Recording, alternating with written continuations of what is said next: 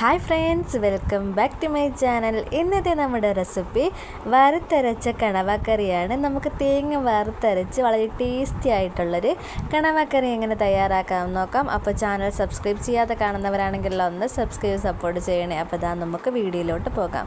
ആദ്യം ഒരു ചട്ടി വെച്ചെടുത്ത് അതിലേക്ക് കുറച്ച് എണ്ണ ഒഴിച്ച് ചെറിയ ഉള്ളി കുഞ്ഞായിട്ടൊന്ന് അരിഞ്ഞ് അതിലേക്ക് ഇട്ടെടുത്തിട്ടുണ്ട്. അത് ജസ്റ്റ് ഒന്ന് മൂത്ത് വരുമ്പോൾ അതിലേക്ക് നമുക്ക് തേങ്ങ ഇട്ടെടുക്കാം. ഒരു മുറി തേങ്ങയാണ് ഞാൻ ഇവിടെ എടുത്തിരിക്കുന്നത്. തേങ്ങ നമുക്ക് നന്നായിട്ടൊന്ന് വറുത്തെടുക്കണം. ഒരു മീഡിയം ഫ്ലെയിമിൽ വെച്ച് വേണം നമ്മളൊന്ന് തേങ്ങ വറുത്തെടുക്കാൻ.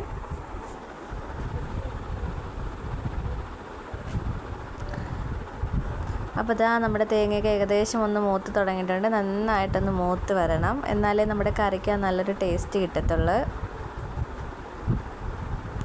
അപ്പോൾ ഇതാ തേങ്ങയൊക്കെ നന്നായിട്ടൊന്ന് മൂത്ത് വന്നിട്ടുണ്ട്. ഇനി നമുക്കിതിലേക്ക് പൊടികൾ ചേർത്ത് കൊടുക്കാം. 1/2 സ്പൂൺ മഞ്ഞൾപ്പൊടി, 1.5 സ്പൂൺ മുളക് പൊടി, 2 സ്പൂൺ മല്ലിപ്പൊടി, ഇത്രയാണ് നമ്മൾ ചേർത്ത് കൊടുക്കുന്നത്. എന്നിട്ട് നന്നായിട്ടൊന്ന് ഇളക്കി കൊടുക്കാം. ഈ പൊടിയുടെയൊക്കെ ഒരു പച്ചമണം മാറി വരുന്നവരെ നന്നായിട്ട് ഇളക്കി കൊടുക്കണം. ഈ പൊടി നന്നായിട്ടൊന്ന് മൂത്ത് വരണം, അതുവരെ നമുക്കിതൊന്ന് ഇളക്കി കൊടുക്കാം.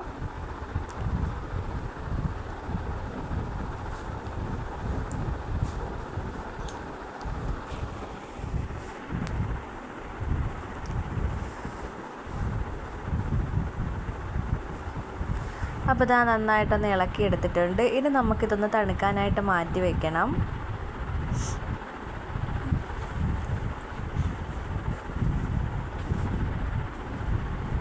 തണുത്ത് വന്നതിന് ശേഷം ഒരു മിക്സിയുടെ ജാറെടുത്ത് അതിലേക്ക് നമുക്ക് ഈ തേങ്ങ ഇട്ട് കൊടുക്കാം.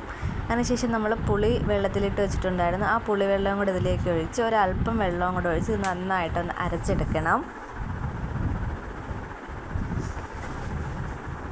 അപ്പോൾ ഇതാ ഞാനിവിടെ ഒന്ന് അരച്ചെടുത്തിട്ടുണ്ട്. ഇനി ഒരു മൺചട്ടി എടുത്ത് അതിലേക്ക് കുറച്ച് ഉലുവ ഇട്ട് കൊടുക്കുന്നുണ്ട്. പിന്നെ കറിവേപ്പില,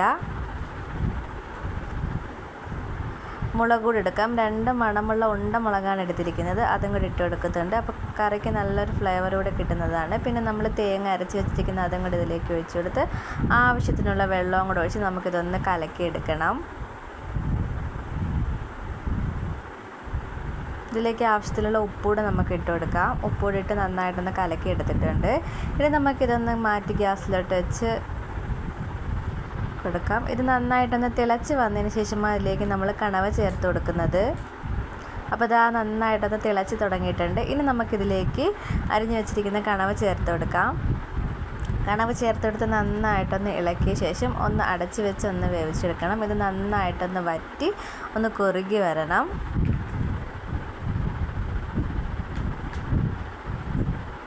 അപ്പോൾ ഇതാ ഒരു 10-15 മിനിറ്റ് കഴിഞ്ഞിട്ടുണ്ട്. അപ്പോൾ കണവയൊക്കെ നന്നായിട്ട് തിളച്ച് വന്നിട്ടുണ്ട്.